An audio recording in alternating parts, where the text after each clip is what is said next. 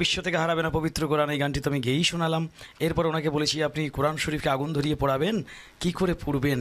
পবিত্র কোরআন শরীফ হচ্ছে জীবন্ত গ্রন্থ। আর পশ্চিমা লোকগুলো এরা হচ্ছে কি, এরা লজিকে বিশ্বাস করে, এরা ইমোশনকে পাত্তা দেয় না। সেই কারণে আমি প্রত্যেকটি গানে ওনাকে লজিক দিয়েছি। ওনার ক্ষমতা থাকে তো আমার এই লজিক যেন উনি ইয়ে করে, মানে এই লজিককে যেন উনি উপেক্ষা করেন। সেটা হচ্ছে আমি লজিক দিয়েছি যে কোরআন শরীফ, আমি বলেছি আমার গানে বলেছি, কোরআন হলো এই দুনিয়ার জীবন্ত গ্রন্থ, তুমি প্রশ্ন করলেই উত্তর পাবে, এমন প্রাণবন্ত কোরআন হলো এই দুনিয়ার জীবন্ত গ্রন্থ। উনি বলবেন কেন? আমি বলেছি যদি প্রশ্ন করো তোমার নাম কি হে প্রাণ প্রতিম, তুমি যদি গ্রন্থকে প্রশ্ন করো, যদি প্রশ্ন করো তোমার নাম কি হে প্রাণ প্রতিম, উত্তর দিবে ইন্নাহুলা কুরআনুন কারীম।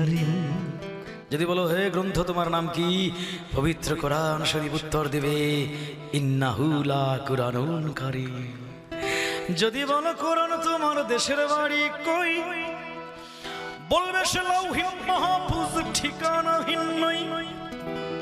বলো দুনিয়ায় আছে কটা বই, এমন মধুমন্ত কোরআন হলো এই দুনিয়ার জীবন্ত গ্রন্থ।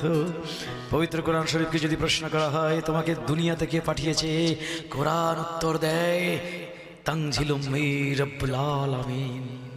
যদি প্রশ্ন করা হয় তুমি কেন এসেছো পৃথিবীতে, পবিত্র কোরআন শরীফ উত্তর দেয় হুদাল লিন্নাস, আমি হেদায়েত করতে এসেছি। যদি বলে হে কোরআন তুমি দিনে এসছো না রাতে এসছো, কোরআন বলবে ফি লাইলাতুল কদর, আমি কদরের রাতে এসেছি। যদি বলো কোরআন তুমি কোন মাসে আসিলা, বলবে শাহরু রমাদান আল্লাযী উনজিলা, পাবে এমন হাজারো উত্তর রঙিলা, বিস্ময়ের নাই অন্ত কোরআন হলো এই